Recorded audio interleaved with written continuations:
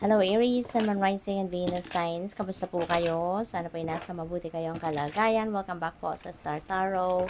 Kung bago kayo dito, welcome po. And please subscribe, like, share our videos. And mag-comment po kayo no, kung naka-resonate kayo. Thank you. So tignan natin kung ano yung messages ninyo for today. Paunang mensahe po ninyo would be for general life no, na message. And we have 6 of Cups. Ayan, so meron ditong homecoming, no? Meron ditong uuwi sa inyo, sa inyong pamilya. Maaaring uuwi kayo sa mga anak ninyo, sa magulang ninyo, or sa asawa ninyo, boyfriend or girlfriend, no? So depende yan sa inyong sitwasyon. But definitely, siguro ngayon, geographically apart kayo from each other. Kaya maaring namimiss ninyo yung mga mahal ninyo sa buhay, kaya pwedeng uuwi. Ang iba sa inyo dito, you're going to visit them, no? Kaya may travel na ganap dito, na magaganap for some of you.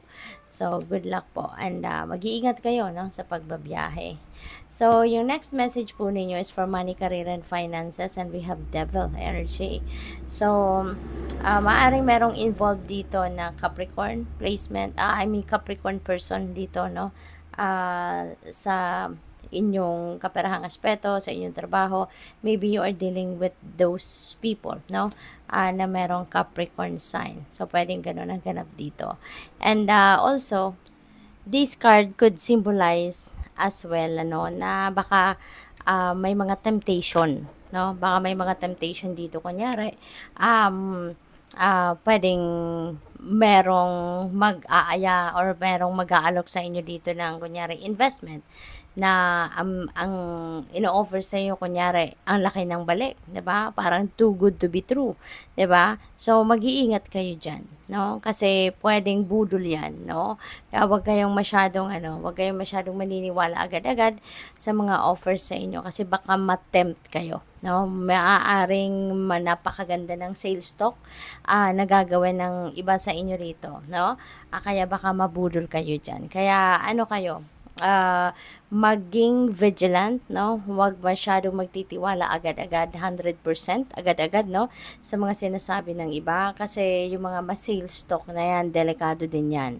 Kaya, ayun. So, kailangan din ninyo na pakinggan, no? Yung inyong intuition dito. Kasi, yung intuition ninyo will always send you a signal kung there is something off with the person, no? Na kinakausap ninyo or, merong mga nag-o-offer sa iyo ng kung ano-ano. Okay? Maaari din na kailangan din ninyo rito i-evaluate ng muli ang mga choices, no, na ginawa na ninyo kasi baka hindi pa naman kunyari napa-finalize, no? Maaring hindi pa rin naman napa-finalize na ang lahat ng siguro mga lalo-lalo na napagdesisyonan ninyo mga bagay na related sa trabaho, karera, negosyo, or pangkaperahang aspeto. So, i-re-evaluate ninyong muli. Okay? Yung mga decision na ginawa ninyo, there could be things na kailangan ninyong i-reconsider. So, tignan ninyo, balikan ninyong muli. Okay? Para hindi kayo mabudol, hindi kayo mapunta sa isang sitwasyon na mahirap ng lumabas, no? So, pagdating sa inyong relationships, we have Knight of Pentacles. Ayan. So, magiging sigurista, no, ang karamihan sa inyo, Aries, sa pagdating sa inyong relationships. So, sa ngayon, maaaring lalo-lalo na, no, kung kayo ay single pa, kung baka merong nanliligaw sa inyo rito or even kung kayo yung manliligaw kunyari, maniniguro din kayo, no, sa person na liligawan ninyo. Syempre, siguro kikilalanin ninyo yan, mag-aano kayo, maaaring ang tawag dito, maaaring magre-research muna kayo, no? Titignan ninyo, sisiguraduhin din ninyo na okay din naman yung liligawan ninyo. Ganun din kayo kung kayo ang nililigawan or kung kayo yung ditong merong manliligaw. Feeling ko, bago din ninyo sagutin, no? Bago din kayo pumasok sa relasyon, kikilalanin din ninyong mabuti, no? Yung taong manliligaw sa inyo. So, ganun ang sitwasyon dito for some of you. Kasi you wanna make sure, no, na yung person or yung magiging jowa ninyo, magiging person ninyo, someone na reliable, no? At mapagkakatiwalaan, yung bang maaasahan mo din, ano, sa kahit anumang sitwasyon. Kaya, magiging ano din kayo dito, magiging sigurista kayo, no? So, which is really good, 'di ba? Kasi yung relasyon, hindi naman biro yun, unless, ano lang to, mga fling-fling lang para sa iba sa inyo, 'di ba? Pero kung seryosohang usapan, talagang maniniguro si Aries, okay? So, by the way, I would like to say thank you, no, sa lahat ng subscribers natin. Thank you for supporting my channel at sa mga hindi nag-skip ng ads at sa mga nagpapadala ng donasyon, no, via Super Thanks. Maraming salamat. At kung gusto po ninyo mag-member, no, sa channel ko, pwede na po. Ano yun? Nagbukas na po ako for membership. So, final messages po ninyo, create your vision. Ayan, do what makes your heart sing. You are being nudged forward. Ayan, so, maaari, no, na before, hindi ninyo nagagawang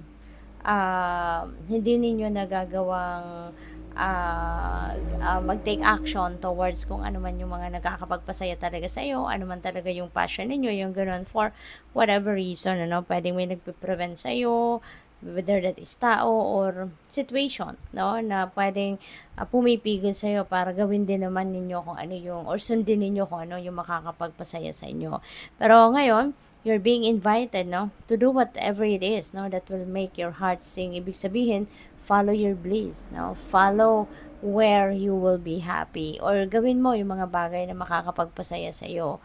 Okay? Hindi yung kung anong makakapagpasaya para sa iba, no? The divine universe is also sending you nudges, no? Sabi dito, you're being nudged forward. So, binibigyan ka na ngayon ng push ng universe. Binibigyan ka or pinapadalahan ka ng mga gabay, no? Para i-push ka na gawin mo na, mag-take action ka na, get on your feet na, at gawin mo na kung ano mga makakapagpasaya sa'yo. Okay? So, what else? We have Cosmic Diamond. Spread hope and joy, illuminate the world. Ayan. So, ito yung mission ninyo, no? Isa sa mga magiging mission ninyo is to illuminate the world. So, siguro magiging magiging inspirasyon kayo ng maraming tao. Maybe ang gagawin ninyo, baka ang magiging role ninyo ngayon is to become the inspiration for many. Baka kayo ay isang coach, life coach, mentor. Baka din kayo, motivational speaker, yung mga ganun ba? Or pwede rin na siguro counselor kayo na you are showing or you are guiding people, no, towards the light, towards kung saan sila magiging masaya din. So, siguro motivational speaker, no? Yun ang talagang pumapasok sa isip ko. So, maaaring ganun ang ganap ninyo na malaki or malakas yung influence, no, ninyo sa maraming tao. So, good luck. Thank you for watching. Love and light. Namaste.